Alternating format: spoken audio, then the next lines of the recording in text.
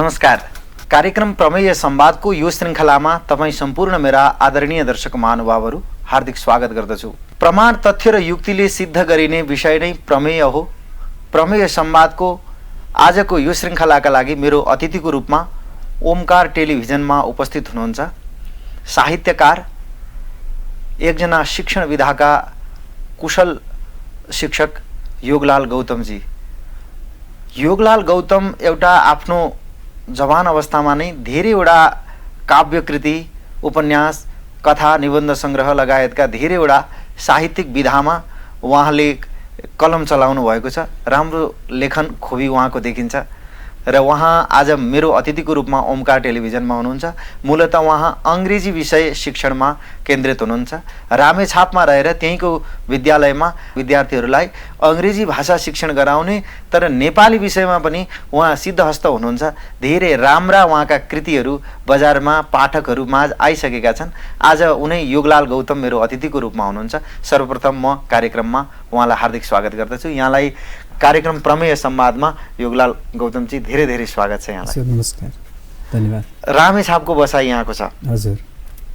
मलाई सुरुमा यहाँसँग आजको प्रमेय संवादको पहिलो जिज्ञासा चाहिँ गर्न मन लागेको कि यहाँ अङ्ग्रेजी विषय पढ्नुभयो, हजुर, त्यसमा स्नातकोत्तर हुनुभयो, त्यसमा यहाँले नेपाली भाषामा अत्यन्तै राम्रो तवरले लेख्नुहुन्छ। नेपाली साहित्य कसरी हेर्नुहुन्छ यहाँले?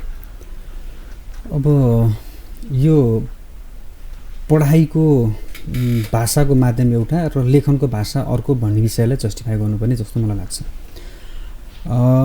अङ्ग्रेजी भाषामा मैले स्नातकोत्तर गरे पनि त्यो मेरो द्वितीय भाषा हो, दोस्रो भाषा हो, त्यो चाहिँ एक्वायर्ड ल्याङ्ग्वेज हो। र नेपाली भाषा मेरो मातृभाषा हो, मेरो मदर टङ चाहिँ नेपाली भाषा हो। त्यसो हुँदाखेरि मैले अङ्ग्रेजी भाषामा स्नातकोत्तर गरे पनि नेपाली भाषामा लेख्न मलाई त्यति असुविधा हुँदैन, किनभने मेरो नेपाली भाषा चाहिँ मदर टङ भएको हुनाले अङ्ग्रेजी भाषामा अध्ययन गरे पनि अङ्ग्रेजी भाषाभन्दा बढी नेपाली भाषामा मेरो दखल हुनसक्छ।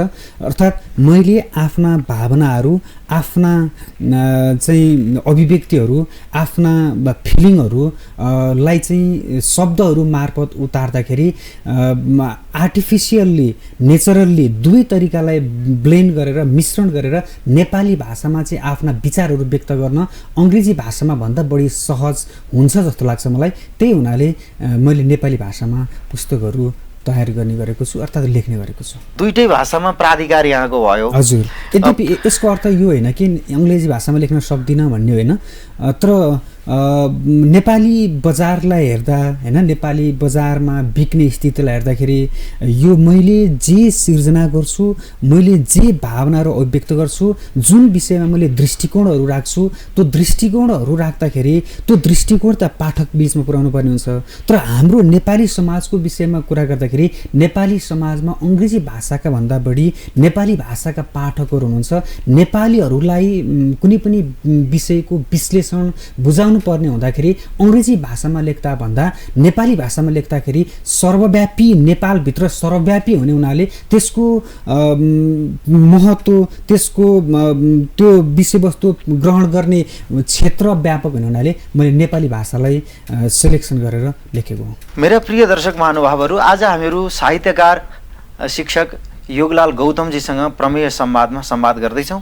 उहाँका धेरैवटा कृतिहरू, करिबन दर्जन सङ्ख्यामा उहाँका कृतिहरू नेपाली भाषामा बजारमा आइसकेका छन्।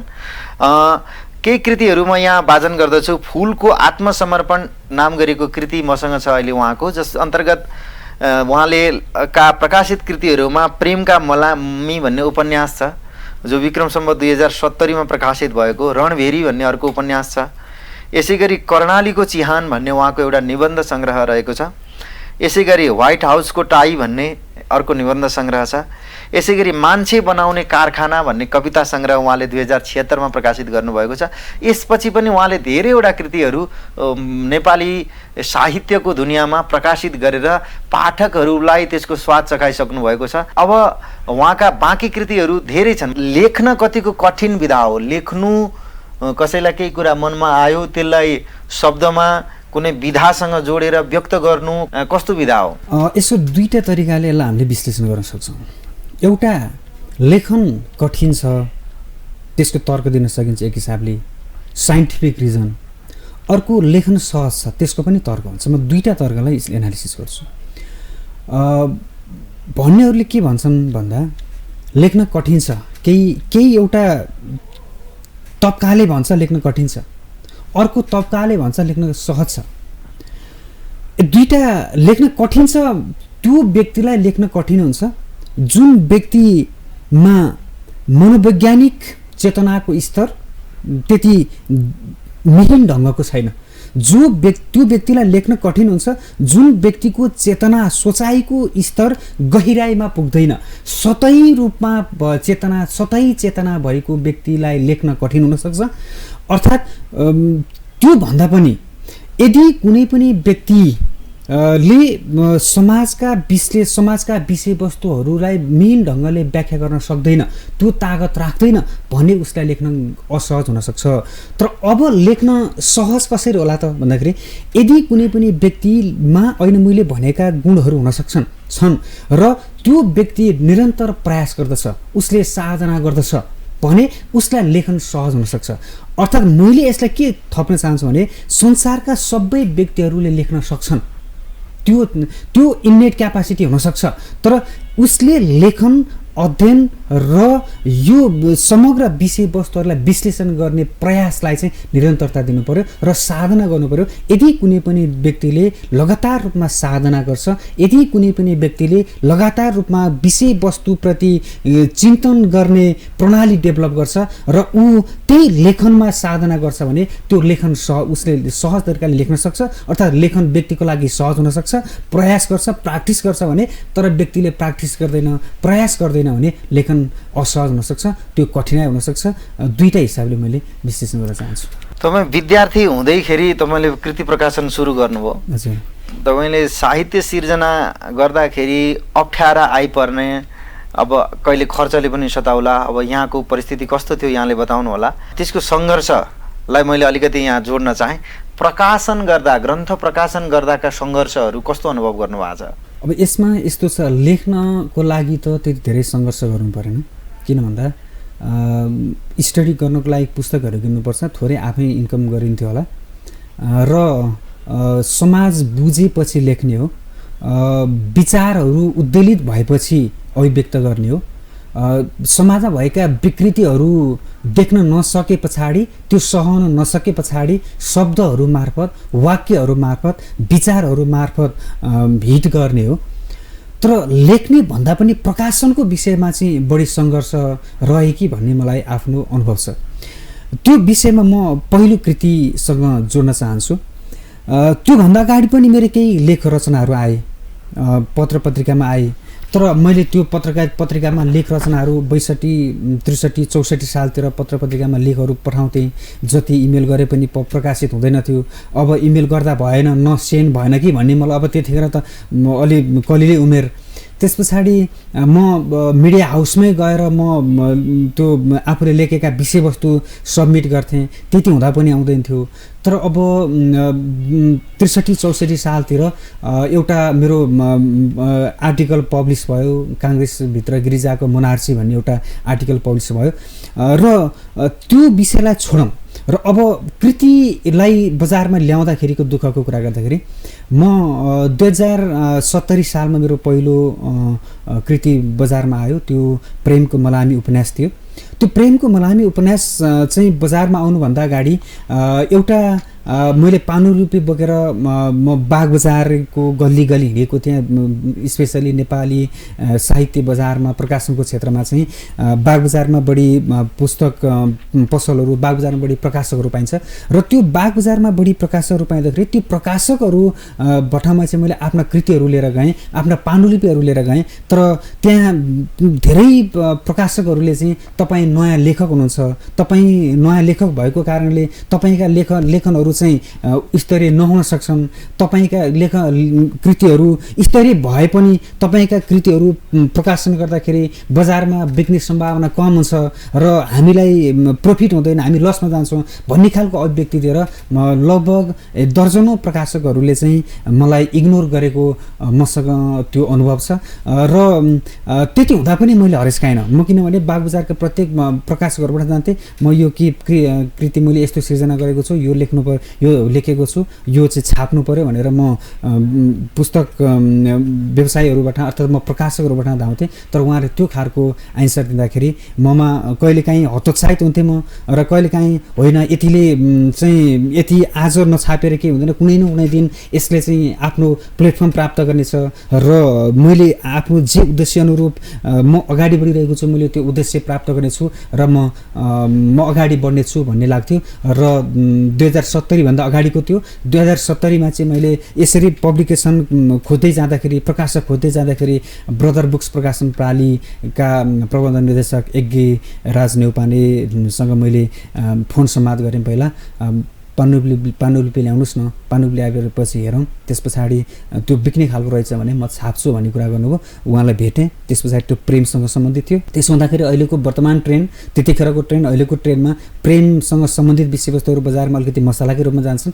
यदि त्यसो हुँदाखेरि यो विषयवस्तु ठिक छ, एउटा नोभल हो, उपन्यास हो, अहिले नोभल बिग्छ, बजारमा जान्छ, तपाईँको कृतिमा छाप्छु भनेर उहाँले छाप्ने प्रयत्न गर्नुभयो, छाप्नुभयो। र त्यस पछाडि चाहिँ कृति प्रकाशनको लागि त्यति धेरै मैले सङ्घर्ष गर्नु परेको छैन। यद्यपि कृति प्रकाशन गर्दा कुनै प्रकाशकसँग सम्झौता गर्ने, अर्थात् एउटाले गर्न सकेन, गरेन, गर्न मानेन, अर्कोसँग जाने, अर्थात् त्यो त भइ नै हाल्छ। तर पहिलो कृति प्रकाशन पछाडि चाहिँ कृति प्रकाशनकै लागि भनेर त्यति धेरै दुःख गर्नु परेको इतिहास चाहिँ छैन।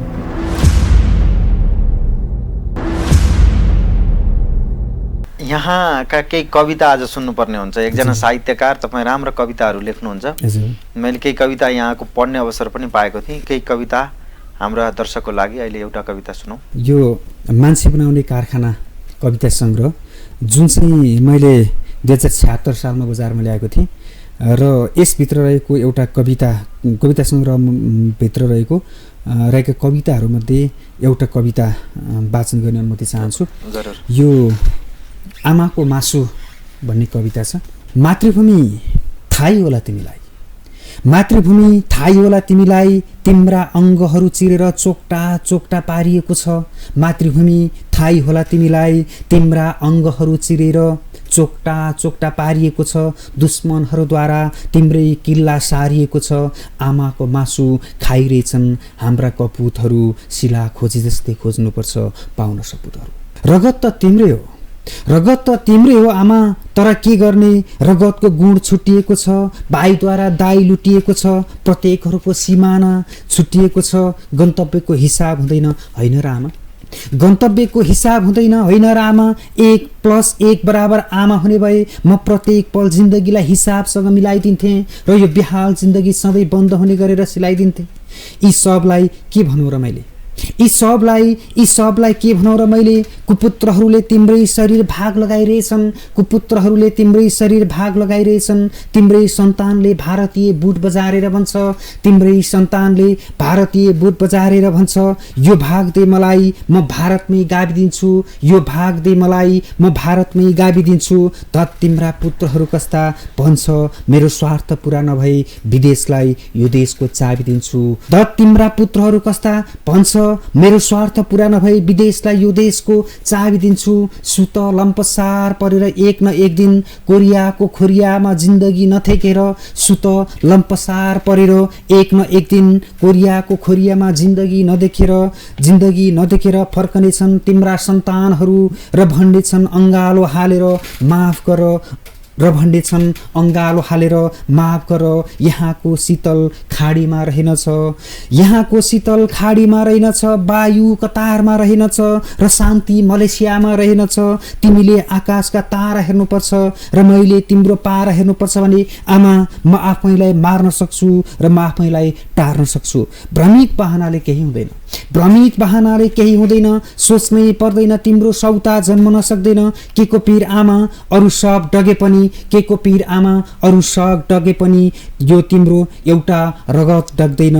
चाहे रुस होस् या चीन, चाहे रुस होस् या चीन, तिमीलाई छुन कसैले सक्दैन। चाहे रुस होस् या चीन, तिमीलाई छुन कसैले सक्दैन। अलिकति यहाँको शिक्षण विधासँग जोडेर केही विचार सुनौ। जस्तो कि अङ्ग्रेजी भाषा शिक्षण गर्ने क्रममा यहाँले रामेछापमै त्यहीँ रहेर सिकाउनु भयो, यति खुबी भएको मान्छे सहर केन्द्रित यता राजधानीमै बसेर केही गरौँ भन्ने पनि भन्दा पनि यहाँ आफ्नो गाउँमै आफ्नो ज्ञान साना नानी बाबुहरूसँग बाँड्दै हुनुहुन्छ। शिक्षणको अनुभव चाहिँ कस्तो छ? नेपाली साहित्यप्रति आजको विद्यार्थी 8-10 कक्षामा 11-12 कक्षामा पढ्दै गरेका विद्यार्थीहरू कतिको सचेत हुनुहुन्छ? उहाँहरू साहित्यप्रति कतिको खुबी राख्नुहुन्छ? अङ्ग्रेजीतर्फ नेपालीतर्फ कस्तो पाउनु भएको छ? अब यस्तो छ, अब नेपाली साहित्य को बजार पहिलाको भन्दा बढ्दै गइरहेको छ। लेखकहरू बढिरहनु भएको छ, पाठकहरू बढिरहनु भएको छ। त्यसको कारण भनेको चेतना स्तर अभिवृद्धि छ। चेतना स्तर अभिवृद्धि भनेको त्यो शिक्षाको कारणले हो। अब बालबालिकाहरूको कुरा गर्दाखेरि, स्पेसल्ली कक्षा 10 सम्मको कुरा गर्दाखेरि, त्यहाँ साहित्य, अङ्ग्रेजी साहित्य केही लिटरेरी टेक्स्टहरू हुन्छन्, त्यो आफ्नो ठाउँमा छ। तर स्पेसल्ली छुट्टै लिट्रेचरै पढाउने, लिट्रेचर नै भन्ने खालको त्यस्तो हुँदैन होइन, 10 सम्मको कुरा गर्दाखेरि। तर 11-12मा चाहिँ लिट्रेचर हुन्छ। त्यसो हुँदाखेरि 11 र 12 कक्षामा चाहिँ म आफैले अङ्ग्रेजी साहित्य पढाउनु हुँदाखेरि त्यहाँ मैले स्पेसली साहित्यका कुराहरू बढी गर्छु। त्यहाँ अङ्ग्रेजी साहित्यहरू, अङ्ग्रेजी कथाहरू, अङ्ग्रेजी उपन्यासका पोर्सनहरू, अङ्ग्रेजी नाटकका पोर्सनहरू, अङ्ग्रेजी कविताहरू त्यो अध्ययन गर्नुपर्ने हुन्छ, अध्यापन गराउनुपर्ने हुन्छ। त्यसो हुँदाखेरि 11-12 कक्षादेखि चाहिँ विद्यार्थीहरूमा साहित्यप्रति अभिरुचि भएको। तर त्योभन्दा अगाडि उनीहरूको साहित्य भनेको के हो, साहित्य कसरी सिर्जना हुन्छ र साहित्यका तत्त्वहरू के हुन् भन्ने विषयमा त्यति धेरै जानकारी नभएको हुनाले कक्षा 10 सम्म चाहिँ विद्यार्थीहरूमा त्यसको त्यति सचेतना पाइँदैन। तर 11-12मा गएपछि चाहिँ कोर्समै लिट्रेचर पढाउनु पर्ने हुँदाखेरि 11-12 का बच्चाहरूमा चाहिँ साहित्यप्रतिको रुचि बढेको देख्न सकिन्छ। एउटा कृति जन्मिनको लागि औसत कति समय जति लाग्छ होला तपाईँका अनुभवमा? सबैको बराबर समय नहोला, तर यहाँलाई एउटा कृति, एउटा उपन्यास जो यहाँले तयार गर्नुभएको उपन्यास फुलको आत्मसमर्पण यो लगायतकालाई एउटा कृति प्रकाशित गर्नको लागि अथवा त्यसको लेखनमा कति समय लाग्छ? अब लेखनको हिसाब गर्दाखेरि म आफ्नो कुरा गर्दाखेरि 70 सालबाट मैले पुस्तक बजारमा ल्याउन थालेँ। 70 साल, अहिले 78 साल भयो। 78 सालमा सम्म आउँदाखेरि मेरो 1 दर्जन पुस्तकहरू मैले अब रिसेन्टली एउटा ल्याप्चे हान्ने सांसद निबन्ध सङ्ग्रह बजारमा ल्याउँदैछु। 78 सालको लागि त्यो गर्दाखेरि 78 सालसम्म गर्दाखेरि मेरा 1 दर्जन पुस्तकहरू बजारमा आउँछन्। साहित्य र गैर साहित्य गरेर साहित्यमा 8औँ कृति हुन्छ। त्यसो हुँदाखेरि अब सङ्ख्याको हिसाब गर्दाखेरि, लेखनको कुरा गर्दाखेरि, कृतिको सङ्ख्या हिसाब गर्दाखेरि यो 1 दर्जन भयो। 8 वर्षमा मैले 1 दर्जन पुस्तक निकालेँ भने पछाडि 1 वर्षमा मैले 2टा पुस्तक लेख्दिरहेछु भन्ने खालको त्यो हामीले आँकलन निकाल्न सक्छौँ। तर अब मेरो लेखनको रफ्तारमा जाँदाखेरि यद्यपि मेरा 1 दर्जन पाण्डुलिपिहरू अझै मैले लेखिसकेको छु, तयारी छन्। 1 दर्जनमा मेरो लगभग 7वटा चाहिँ उपन्यासै तयारी छन् र 2टा निबन्ध सङ्ग्रह तयारी छन्। 9वटा भयो र 1 दर्जन भनेपछि चाहिँ लगभग 2 दर्जनको हारेमा 8 वर्षमा मैले 2 दर्जन पुस्तकहरू लेखेको रहेछु लेखनको हिसाब गर्दाखेरि। त्यसो हुँदाखेरि 8 या 24 वर्षको मैले 3टा पुस्तक लेखिरहेछु। अनि लेखनको हिसाबले, पब्लिकेसनको हिसाबले मेरो प्लान भनेको वर्षको एउटा निकाल्ने हो होइन। पब्लिकेसन हेर्दा मैले अहिलेसम्म मेरो यो पब्लिकेसनको लिस्ट हेर्दाखेरि वर्षको एउटा निस्केको देखिन्छ, 1 वर्ष 2टा निस्केको छ। त्यो मेरो प्लान भनेको वर्षको एउटा निकाल्ने हो। तर मैले अहिलेसम्म लेख्दाखेरि वर्षको 3टा लेखेको रहेछु होइन।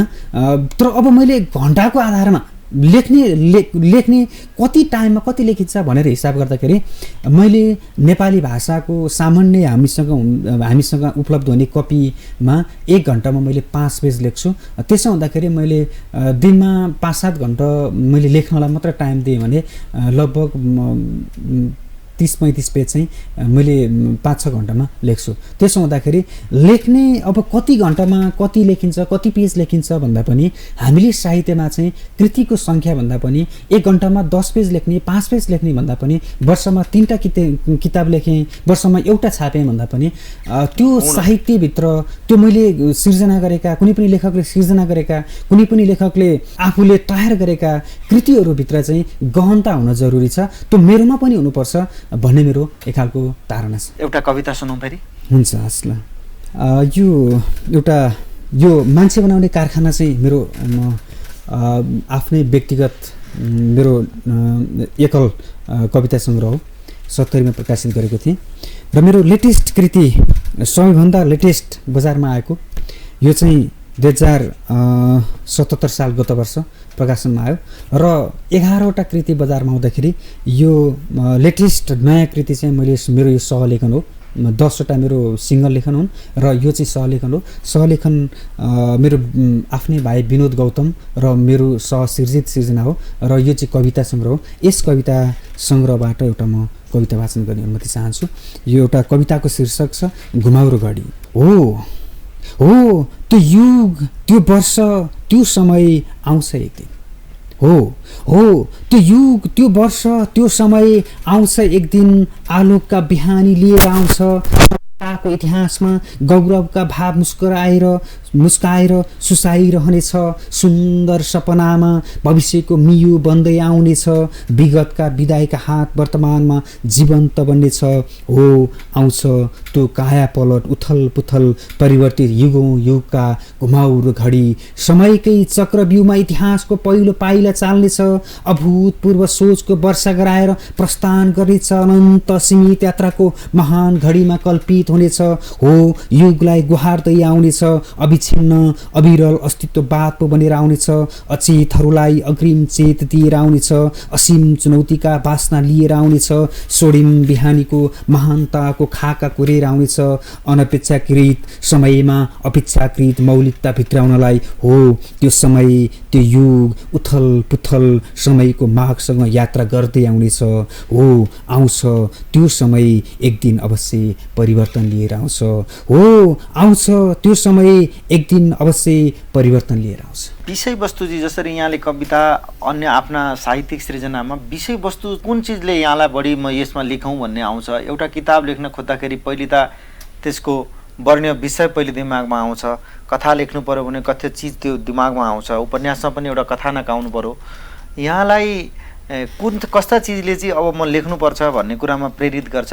विषय वस्तुको स्रोत चाहिँ कसरी खोज्नुहुन्छ? यसमा मेरो पर्सनल धारणा भनेको के हो भन्दा, कुनै पनि समाजका विकृतिहरू, विश्व वातावरणका दुर्घटनाहरू जुन हामीले अहिले भोगिरहेछौँ, एमसिसीकै कुरा म त्यता राजनीतितिर जोड्न चाहन्न, तर अहिले जुन एमसिसीको कुरा छ नि, यो विषयले मलाई हिट गर्न सक्ला, त्यो साहित्यिक अभिव्यक्तिमा आउन सक्ला। एक्जाम्पल अर्थात् मैले के जोड्न चाहेँ भने त्यो पारिवारिक रूपका अवस्थितिहरू, त्यो व्यक्तिगत घटनाक्रमहरू, अर्थात् समाजमा भएका व्यतिथिहरूको विरुद्धमा लेख्ने मेरो प्रयत्न हुन्छ। अर्थात् म त्यो विषयमा लेख्छु, तर मैले लेख्न थाल्दाखेरि म ती विषयवस्तुहरूलाई अर्थात् कुनै पनि विषयवस्तुलाई अलरेडी नोट गरेर लेख्ने मेरो प्रचलन छैन। अर्थात् म त्यो तरिकाले लेख्दिनँ। मेरो लेखनको एउटा मात्र पद्धति भनेको, प्रणाली भनेको, तरिका भनेको के हो भन्दाखेरि, म प्रत्येक दिन लेख्न बस्छु र लेख्न बस्दाखेरि विषयवस्तुहरू आफसे आफ स्थापित हुन्छन्। विषयवस्तुहरू आफसे आफ आउँछन्। विषयवस्तुहरू आफसे आफ जोडिएर आउँछन्। किनभने मैले त आज समाज भोगेको हुन्छु, मैले त हिजो समाज भोगेको थिएँ, मैले आज म वरिपरि केही कथाहरू देखेको छु, म आज हिँडेको बाटोमा मैले केही देखिरहेको छु, मैले 10 वर्ष अगाडि देखेको थिएँ, मैले 15 वर्ष अगाडि देखेको थिएँ। यदि त्यसो हुँदाखेरि कोही साथीहरूले भन्नुहुन्छ म त नोट गरेर लेख्छु, म यो विषयमा लेख्छु आज भनेर भन्नुहुन्छ, तर मेरो त्यस्तो छैन। मैले गर्ने भनेको अहिले मैले जुन हजुरलाई भने 7वटा नोभल तयारी छ, सबै सिरिज नोभेलहरू हुन्। मैले चाहिँ साहित्यमा एउटा प्रयोग गर्ने हुन त अरू सबैले प्रयोग गर्नुभएको छ, तर मेरो व्यक्तिगत रूपमा एउटा प्रयोग गर्न खोजिरहेको छु। त्यो भनेको के हो भन्दाखेरि जुन मैले त्यो 7वटा नोभेलको कुरा गरेँ, त्यो सबै विषयवस्तुहरू एक अर्कासँग कनेक्टेड छन् 7वटै नोभेलका। त्यसो भन्दाखेरि ती 7वटै नोभेलहरूलाई सिरिजको रूपमा, जस्तै ह्यारी पोटर छ नि हो, त्यो जेके रोलिङको ह्यारी पोटरको सिरिज जसरी लेखेको थियो त्यस्तै तरिकाले, मैले त्यो तरिका भन्न खोजिनँ होइन, तर त्यो सिरिजको रूपमा आउने, अर्थात् एउटा विषयवस्तु लेख्दै जाँदाखेरि त्यो विषयवस्तुमा अरू कुनै विषयवस्तु जोडिएर आउँछ, त्यो लेख्दाखेरि आउँछ। मेरो चाहिँ म चाहिँ अलरेडी नोट गर्दिनँ। यद्यपि कहिलेकाहीँ के हुन्छ त भन्दाखेरि धेरै जस्तो लेख्दाखेरि आउँछ, तर कहिलेकाहीँ चाहिँ यो चाहिँ म पछि लेख्ने बेलामा छुट्न सक्ला है भनेर कहिलेकाहीँ नोट पनि गर्ने गर्छु। यसो हुँदाखेरि मैले अहिलेसम्म भोगेको भोगाइ भनेको मेरो अनुभव के हो भन्दाखेरि हामीले अघि पछि म यो विषयमा लेख्छु भनेर लेखेको भन्दा लेख्न बस्दाखेरि आफसे आफ आएको विचार चाहिँ महान हुन्छ, त्यो शक्तिशाली हुन्छ। किनभने लेख्दाखेरि त हामीले सामान्य अवस्थामा हिँड्दाखेरि, सामान्य अवस्थामा अरू कुनै क्रियाकलाप गर्दाखेरि नसोचेका कुराहरू, अनुभव नगरेका विचारहरू, अर्थात् हामीले आजसम्म फिलिङ नगरेका कुराहरू लेख्दाखेरि उत्पन्न हुन्छन्, लेख्दाखेरि त्यो चाहिँ आविष्कार हुन्छ। यदि त्यसो हुँदाखेरि म अलरेडी प्लान गरेर भन्दा लेख्न सुरु गरिसके पछाडि विषयवस्तुहरू त्यहीँ आफसे आफ धारा प्रवाह आउने गर्छ। यस्तो जुन यहाँले साहित्यको कुरा गरिरहनु भएको छ, एउटा गुणधर्मिता चाहिँ साहित्यभित्र हुनुपर्ने खुबी, त्यसको गुण एकातिर, अनि आजका जुन रङ्गीचङ्गी साहित्यका सिर्जनाहरू छन् तिनीहरूले साहित्यिक गुणहरू, त्यो ओजस्विता पक्रिन नसकेको कस्तो पाउनुहुन्छ यहाँले? अन्य कृतिहरूमा पनि अरूका अहिलेको नेपाली साहित्यलाई विश्लेषण गर्नु पर्यो भनेदेखि सामग्री धेरै तर चिज चाहिँ थोरै भएको यहाँले अनुभव गर्नुहुन्छ कि गर्नुहुन्न? त्यो छ। त्यो अब हामीले नेपाली साहित्यलाई बढी चिनेको हुनाले नेपाली साहित्यमा छ भन्छौँ होइन, विश्व बजारका अरू देशका साहित्यहरूमा पनि हुनसक्छ होइन। अब हामीले यहाँ विश्व बजारका अरू साहित्यहरू यहाँ आउने भनेको लगभग उहाँ पनि राम्रोसँग बिकेर यहाँ ट्रान्सलेसन भएर आएका हुन् ती साहित्यहरू।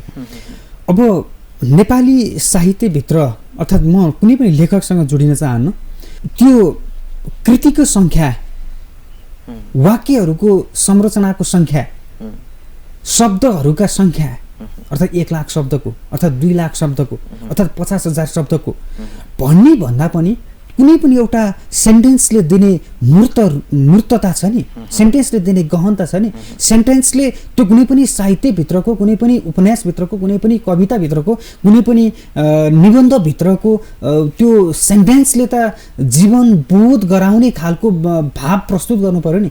त्यो खालको चाहिँ नेपाली साहित्यमा अभाव छ भन्ने लाग्छ मलाई। अर्थात् हाम्रो साहित्य के बारेमा कमजोरी छ भन्दाखेरि नेपाली साहित्यमा दर्शनको अभाव छ। दर्शनको अभाव हुँदै नभएको चाहिँ होइन, दर्शन कहीँ न कहीँ दर्शन बिनाको साहित्य लेखिरहेका छौँ हामी। त्यसैले नेपाली साहित्यमा जति धेरै कृतिहरू आइरहेका छन् त्यो आउनु आफैमा राम्रो कुरा हो। हुँदै नहुनु भन्दा त कृतिहरू आउनु राम्रो हो, र त कुनै पनि एउटा कृतिमा केही न केही हुन्छ, नभएको भन्ने चाहिँ हुँदैन। कुनै पनि एउटा लेखकले, कुनै पनि एउटा नयाँ लेखकको पीडा त मैले पहिला भोगेँ नि 70 सालभन्दा अगाडि। अर्थात् अब नयाँ कुनै एउटा व्यक्ति आउनुहुन्छ, मैले 8 वर्ष पार गरेँ नेपाली साहित्यमा, मैले यति धेरै गरेको छु भनेर भन्न खोजिरहेको छैन। तर अब अर्थात् म जसरी 70 सालमा पहिलो कृति लिएर आउन जति गाह्रो भयो, अब 78 सालमा कुनै पनि एउटा व्यक्ति चाहिँ कृति लिएर आउनको लागि त्यति नै उसले प्रसव वेदना खेपिरहेको होला नि त। मैले जस्तै उसले बागबजारका गल्ली गल्लीमा चाहिँ पानुली लिएर बोकेर हिँडेको होला नि त। अनि प्रकाशकहरूले खाली हात पठाएका घटनाहरू त उसले अलि बिहोर्दै होला नि। यदि त्यसो हो भने हामीले नयाँ लेखक भने पनि, पुरानो लेखक भने पनि कृति बजारमा आउनु त्यो साहित्यको लागि त्यो राम्रो हुन्छ, त्यसले घाटा गर्दैन।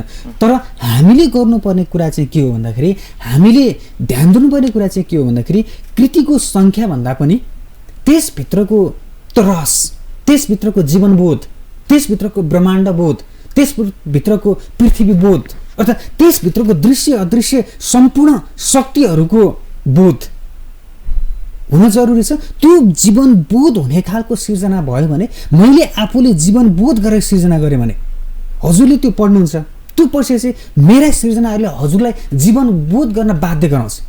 साहित्यको काम त त्यो हो नि त, अथवा दर्शनको काम त त्यो हो नि त।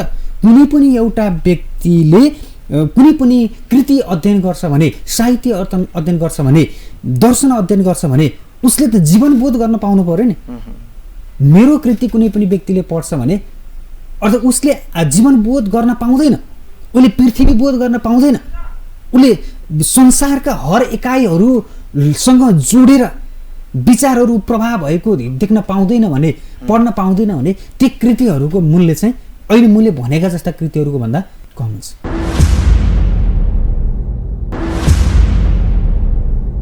अर्को कुरा चाहिँ जो स्थापित लेखकहरूको कुरा छ साहित्यको क्षेत्रमा, स्थापित लेखकहरूले अहिले उदीयमान लेखकहरूलाई त्यो एउटा भाइचारा, सौहार्दतापूर्ण व्यवहार, उहाँहरूले समयको उपलब्धता सहजै गराइदिनु कस्तो अनुभव गर्नुहुन्छ? यहाँले आफ्नो ग्रन्थ, आफ्नो किताबको शुभकामनाका लागि जानु पर्यो, कोहीसँग भेट्नु पर्यो भने कतिको सहज महसुस गर्नुभएको छ? त्यो म यसलाई एउटा घटना जोड्छु। पहिला ठ्याक्कै हजुरले जुन क्वेसन गर्नुभयो म एउटा घटना जोडेर यसको कथा सुरु गर्छु।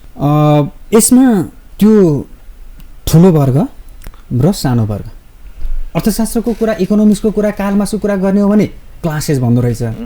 वर्ग वर्ग भनेको धनी वर्ग र गरिब वर्ग, पैसावाला र पैसा नभएको वाला, त्यो विविध हुन्छ नि त्यहाँ। अनि हामी फेरि सेक्समा जाउँ, फिमेल एन्ड मेल, मेलले फिमेलमाथि डोमिनेसन गर्ने भने जस्तो त्यो वर्ग राजनीतिमा पनि हुँदो रहेछ, व्यापारमा पनि। ठुलो व्यापारले सानो व्यापारलाई हेर्ने, नाङ्लो पसललाई कसैले गन्छ गन्दैन नि। अर्थात् ठुलो जुन महलमा चाहिँ उसले व्यापार सञ्चालन गरिरहेको छ, त्यो नाङ्लोमा व्यापार गर्नेलाई उसले हेर्ने दृष्टिकोण फरक पर्छ नि त, उसले गर्ने बिहे फरक पर्छ नि त। त्यो महलवालाको व्यापारीले महलवालाको व्यापारीसँग क्लोज रिलेसन राख्ला, तर नाङ्लो पसलेसँग उसले रिलेसन राख्न चाहँदैन। राजनीतिमा त्यही हुँदो रहेछ, माथिल्लो लिडरले तल्लो क्याडरहरूलाई के गर्ने, सकेसम्म मेरो गोडा ढोगोस्, सकेसम्म मलाई प्रणाम गरोस् भन्ने चाहन्छ नि त। त्यसो हुँदाखेरि विभेद चाहिँ सबै ठाउँमा हुँदो रहेछ, त्यो लेखनमा पनि देखिन्छ। त्यो भनेको के रहेछ भन्दाखेरि कुनै पनि एउटा व्यक्ति उमेरले पुरानो होला, लेखनमा उमेरले पुरानो हुन्छ, ऊ 70 वर्षको हुन्छ, म त 30 वर्षको भएँ नि, भर्खर 30 वर्षको भएँ, मेरो एजको हिसाबले कृति भर्खर 11वटा निकालेँ। अब कुनै पनि एउटा व्यक्ति 70 वर्षको छ, उसले 70वटा कृति निकालेछ। यदि त्यसो हुँदा उसको धारणा के हुँदो रहेछ भन्दाखेरि यो भर्खरको ठिटो, यो भर्खरको काँचो मान्छे, यो काँचो माटो, योसँग परिपक्वता छैन भन्ने उसको मेरा कृतिहरू अध्ययन नगरिकन उसको म प्रतिको धारणा उसले स्थापित गरिसकेको हुन्छ। यदि त्यसो भन्दाखेरि त्यो अग्रजहरूलाई हामीले जुन खालको सम्मान दिएर उहाँहरूलाई मानौँ न, मैले कृष्ण धरावासीलाई त मैले त अग्रज मानेको हुन्छु नि त। उहाँको कृतिहरू अध्ययन गरेर मले आफ्नो जीवन व्यतीत गरिरहेको हुन्छ नि। अर्थात् अरू कुनै व्यक्तिको आउन सक्ला, खगेन्द्र सङ्ग्रहालयको कुरा आउला होइन, नारायण वाग्लेको कुरा आउला होइन, नारायण ढकालको कुरा आउला, जुनसुकै मैले व्यक्तिलाई इङ्गित गर्न खोजिरहेको छैन। यदि त्यसो हुँदाखेरि अब हामी चाहिँ अथवा मेरो पनि कृति पढेर अब कोही फलोअर हुन सक्ला नि त।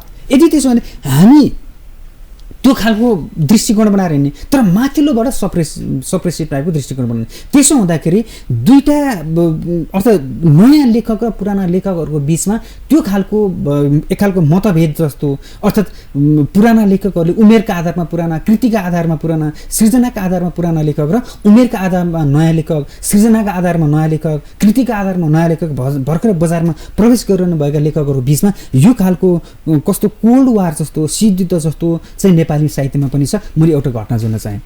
मैले लगभग कुन कृतिको बारेमा मैले त्यति यकिन गर्न सकिनँ। मैले रामेछापकै एकजना लेखक जगदीश घिमिरेलाई मैले फोन गरेँ, कृतिको लागि भूमिका लेखाइदिनु पर्यो हजुरले भनेर फोन गरेँ। मलाई हुन त उहाँको अनुभव, उहाँ त्यतिखेर अब त्यो ब्लड क्यान्सर के भएर उहाँ एकदम पीडित अवस्थामा हुनुहुन्थ्यो होइन।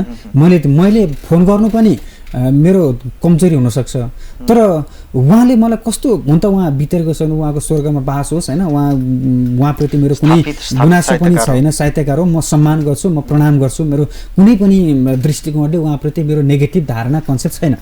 तर मान्छेले अर्थात् स्थापित अर्थात् अग्रजहरूले नयाँलाई गर्ने व्यवहार उहाँबाट पनि मैले केही सिकेको छु। मैले यद्यपि उहाँलाई सम्मान गरेको छु है, उहाँ मैले अहिले प्रसङ्ग मात्र जोडेको। मैले चाहिँ उहाँलाई के भने भन्दाखेरि, सर मैले पुस्तक लेख्न तयारी गरेको थिएँ, सर अब म पनि रामेछापको होइन, हजुर पनि रामेछापको, हजुरलाई उहाँको पुस्तकहरू साबिती आदि इत्यादि अन्तर्मनी यात्रा मैले पढिरहेको थिएँ। म उहाँको का सेन्टेन्सेसहरूबाट उहाँका ती शब्द संयोजनहरूबाट म प्रभावित हुन्थेँ, अहिले पनि छु होइन। अनि भनिसकेपछि उहाँले सिधै त्यो एकदम ठाडो स्वरमा के भन्नुभयो भन्दाखेरि मेरो अहिले फुर्सद छैन। ठिक छ, उहाँले भनेको ठिक छ, फुर्सद छैन, मैले अरूको काम गर्न भ्याउँदिनँ भन्नुभयो। उहाँले यति शब्द भन्नुभयो होइन। भनेपछि ठिक छ सर, हस् सर भने, अनि मैले फोन राखेँ। उहाँलाई त्यो भूमिकाको लागि कुरा मैले फर्दर गरिनँ। अनि त्यस पछाडि मैले भूमिकाको लागि कोहीसँग कुरा गर्न छोडिदिएँ। भूमिकालाई कुरा न, यद्यपि पछिल्ला केही एक दुईवटा कृतिहरूमा भूमिकाहरू आइरहेछ होइन। भूमिका के अरे शुभकामना जस्तो विषय त्यो नोटमा जसलाई चाहिँ मैले एक वचन भन्दाखेरि उहाँले मान्नुहुन्छ। फेरि कुनै पनि व्यक्तिलाई एक वचन भन्दाखेरि उहाँले कुनै पनि शब्दले चाहिँ इग्नोर गरेको जस्तो गर्ने, उहाँ रिपिट गरेर म भन्दिनँ, मेरो प्रवृत्ति हो त्यो चाहिँ। किन भन्दा त्यो भइसके पछाडि अनि मैले चाहिँ भूमिका लेखन त्यति उपयुक्त होइन जस्तो मलाई लाग्न थाल्यो। अनि मैले फेरि खगेन्द्र सौरालाई भने, खगेन्द्र सौरालाई भन्दाखेरि उहाँले सिधै मलाई के भन्नु भन्दाखेरि बाबु यो भूमिका लेखन भनेको आफ्नो कृति स्तरहीन भइसके पछाडि अरूको भूमिका लेखाएर समाजमा बिकाउने एउटा यो के भन्छ सोपिस मात्र हो भूमिका। त्यो हुनाले भूमिका लेख्न जरुरी छैन, तिमी आफ्नो किताब जस्तो छ त्यति छापेर पढ भन्नुभयो। त्यसो भनेपछि मलाई त्यसलाई अझ बढी भूमिकाप्रति त्यो खालको के भन्छ भाव हट्दै गयो। किनभने मलाई पनि लाग्थ्यो नि त पहिला प्रचण्डको भूमिका अर्थात् शेरबहादुरको भूमिका अर्थात् केपी ओलीको भूमिका होइन, अर्थात् कुनै प्राज्ञको भूमिका होइन, अर्थात् राजाको भूमिका भन्ने हुन्छ नि त कसै किताबमा वीरेन्द्रले लेखाएको छ भन्ने होला नि त कसैलाई। भन्छ त्यस्तो खालको हुन्थ्यो। त्यो भूमिकाको एक खालको मेरो चाहिँ त्यो हट्दै गयो। र मैले समग्रमा जोड्न के चाहेको भन्दाखेरि अग्रज साहित्यकार हामीले जसरी मानिरहेका छौँ, उहाँहरूले चाहिँ नयाँ पिँढीहरूमाथि एक खालको दमनकारी भूमिका, विभेदकारी भूमिका होइन, अर्थात् उसलाई सहयोग गऱ्यो भने अर्थात् यो क्षेत्रमा चाहिँ मभन्दा अलि अगाडि स्टेप जाने हो कि भन्ने दृष्टिकोणले हेरेर त्यो विभाग गरे हो कि भन्ने मलाई लाग्छ। त्यो मेरो व्यक्तिगत धारणा हो। फेरि यति पनि मैले जोदिस मेरो उता खगेन्द्र सरलाई जुन मैले एक खालको रेफरेन्स ल्याएँ, त्यो रेफरेन्सले फेरि मैले नेगेटिभ दृष्टिकोणले हेरेको छैन। उहाँले भ्याउनु भएन भन्ने बुझेको छु र उहाँले भनेको नि धारणा तपाईँको भूमिका लेख्दै भनेको चाहिँ होइन। तर उहाँले के भन्नुभएको थियो भन्दाखेरि भूमिका सोपिस मात्र हो, आफ्नो कृति दमदार भइसकेपछि भूमिका चाहिँदैन बाबु भनेको हुनाले मैले भूमिका लेखाउनतिर लगिनँ होइन। यसलाई अब हामीले कसरी विश्लेषण गर्ने? सकारात्मक रूपमै लिनुभयो। जस्तो कि राजनीतिबाट कतिको लेखक प्रभावित हुन्छ, राजनीतिक वादहरू आफ्नो शब्दमा आफ्नो कृतिमा कतिको उसले छिराउने कोसिस गर्छ लेखकले। यहाँलाई त्यो राजनीतिक वादले अथवा यहाँले आफू कुनैसँग निष्ठा हुन्छ हरेक व्यक्तिको, त्यसले कतिको लेखनमा त्यसले निर्णायक बन्ने अथवा आफ्नो कलमका शब्दलाई अर्कोतिर बटार्ने कतिको गर्छ? अब यो चाहिँ लेखकको आधारमा भएको छ। तपाईँ are you pure writer or blended writer or impure? तपाईँ शुद्ध लेखक हो कि तपाईँ अशुद्ध लेखक हो, त्यसमा भर पर्छ। If you are pure writer, यदि तपाईँ प्योर राइटर हुनुहुन्छ भने तपाईँको लेखनभित्र एउटा मात्र वाद हुन्छ, त्यो भनेको सत्यवाद। ब्रह्माण्डलाई तपाईँले रिजेक्ट गर्न सक्नुहुन्न नि, तपाईँले ब्रह्माण्डलाई रिजेक्ट गर्न सक्नुहुन्न। तर कुनै वादमा आधारित भएर म ब्रह्माण्डलाई रिजेक्ट गर्छु भन्नु भने त त्यो तपाईँ इम्प्योर हुनुभयो नि त होइन। अर्थात् मैले के जोड्न चाहेँ भन्दा त्यो प्योर राइटर, त्यो शुद्ध लेखकको वाद भनेको सत्यवाद हुन्छ। समाजमा जे घटनाहरू घटिरहेका छन्, समाजमा जुन खालका प्रवृत्तिहरू छन्, लेख्न बस्दाखेरि ऊ सिधा अन्यायको विरुद्ध मात्र जान्छ, ऊ सत्यताको वकालत मात्र गर्छ, ऊ घरमा भएको विभेदको विरुद्ध लेख्छ। त्यो आमाले विभेद गरे पनि, बुबाले विभेद गरे पनि ऊ समाजमा भएको अन्यायको विरुद्ध लेख्छ। अर्थात् तर त्यो भयो भने त्यो चाहिँ प्योर हुन्छ, त्यो कुनै वादतिर जाँदैन। वाद भनेको त यथार्थ हुनु पर्यो नि, यथार्थवादी हुनु पर्यो।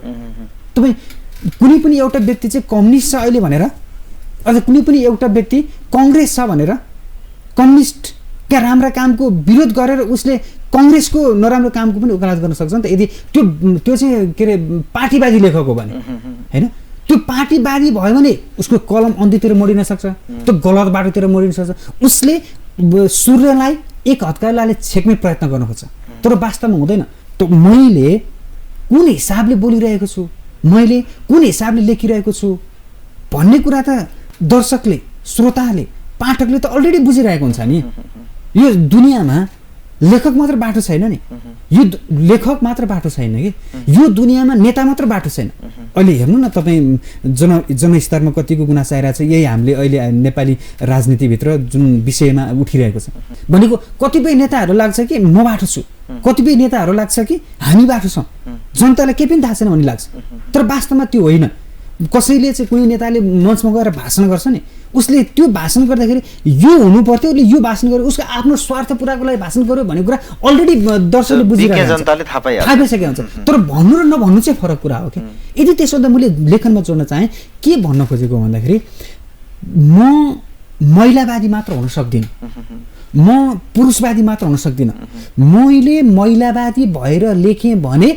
म अटोमेटिकली पुरुषमाथि अन्याय गर्छु म बच्चावादी हुन सक्दिनँ मैले बच्चावादी भएँ भने मैले अर्को कुनै क्षेत्रमाथि त के गर्छु आमालाई अन्याय गर्छु नि त बच्चावादी भयो भने यदि त्यसो भन्दाखेरि म पृथ्वीवादी भएँ भने मैले चन्द्रमालाई अन्याय गर्न सक्छु म सूर्यवादी भएँ भने अरू एमलाई के गर्न सक्छु अन्याय गर्न सक्छु यदि त्यसो हुँदा हाम्रो वाद भनेको के रहेछ त भन्दाखेरि ब्रह्माण्डवाद रहेछ नि त हाम्रो वाद भनेको त अन्तर्राष्ट्रियतावाद रहेछ नि त त्यो अन्तर्राष्ट्रियवाद भित्र चाहिँ के रहेछ भन्दाखेरि यो अन्तर्राष्ट्रिय स्तरमा यो ब्रह्माण्डमा जे हुनुपर्छ त्यो हुनु पर्यो कि होइन त्यो कुनै पनि आफ्नो स्वार्थपूर्तिको लागि कसैले चाहिँ युद्ध गर्छ स्वार्थपूर्तिको लागि कसैले संसदमा हङ्गामा गर्छ अनि मानौँ न उसो एउटा इक्जाम्पल मानौँ हिजोको संसदमा भएको हङ्गामा के हो त मैले राजनीति जोड्न खोजेँ होइन मैले वाद मात्र जोड्न खोजेँ त्यो एउटा पक्षले भन्छ ठिक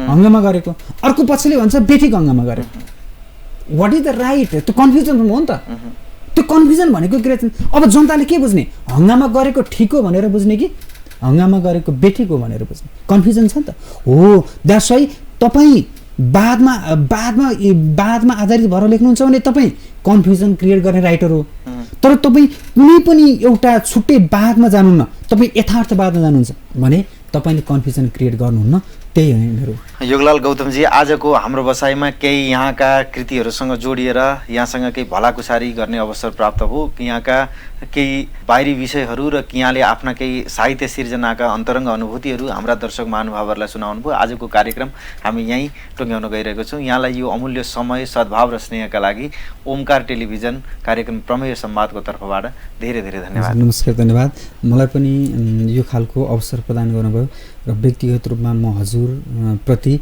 र यो ओमकार टेलिभिजन परिवारप्रति एकदम नतमस्तक छु मेरा आदरणीय दर्शक महानुभावहरू आज कार्यक्रम प्रमेय संवादमा हामीहरूले संवाद गऱ्यौँ साहित्यकार शिक्षक योगलाल गौतमजीसँग आजको यो श्रृङ्खला यहीँ टुङ्ग्याउन गइरहेको छौँ आफ्ना प्रतिक्रियाहरू आफ्नो यो टिप्पणी बक्समा यहाँहरूले लेख्ने गर्नुहोला यति भन्दै कोरोनाको कहरका बीच आफूलाई हरदम सुरक्षित गर्नुहोला यो सन्देशका साथ म कार्यक्रमलाई यहीँ टुङ्ग्याउन गइरहेको छु यहाँहरू सबैको भलाइ होस् धन्यवाद नमस्कार